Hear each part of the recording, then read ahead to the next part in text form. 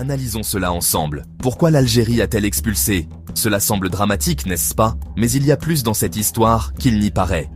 Le 14 avril 2025, l'Algérie a pris une décision audacieuse, renvoyer 12 policiers et gendarmes français. Ce qui est intéressant ici, c'est que ces agents n'ont pas été expulsés pour avoir commis des crimes, non. Tout cela faisait partie d'un affrontement diplomatique plus large entre la France et l'Algérie. Maintenant, parlons de qui étaient réellement ces personnes.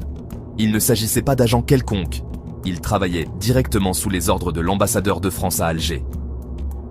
Leur travail? Collaborer sur des questions cruciales telles que la lutte contre le terrorisme, les enquêtes criminelles, la fraude documentaire et même l'immigration. Ils formaient également les forces de police algériennes locales. Des choses assez essentielles, n'est-ce pas? Mais voici où cela devient encore plus intriguant. Parmi les 12 agents expulsés, 2 appartenaient à la DGSI, l'équivalent du service secret français pour le contre-espionnage. Les 10 autres appartenaient à la DCIS, qui se concentre sur la coopération internationale en matière de sécurité. Nous parlons donc d'experts de haut niveau, 6 policiers et 4 gendarmes. Maintenant, pourquoi l'Algérie voudrait-elle couper les ponts avec une équipe aussi importante? Eh bien, la réponse réside dans un bras de fer diplomatique entre les deux nations. Au cœur du litige se trouvent les obligations de quitter le territoire français au QTF de la France.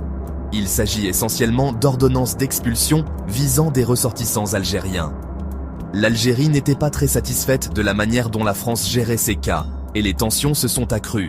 Donc, en réponse, l'Algérie a décidé d'envoyer un message en expulsant ses agents.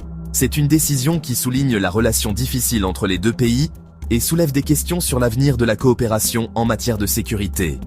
Qu'est-ce que cela signifie pour l'avenir de la France et de l'Algérie? Seul le temps nous le dira. Mais une chose est sûre, cette histoire est loin d'être terminée. Merci de nous avoir suivis et n'oubliez pas d'aimer et de vous abonner pour plus d'informations. Merci de bien vouloir activer la cloche et de cliquer sur j'aime.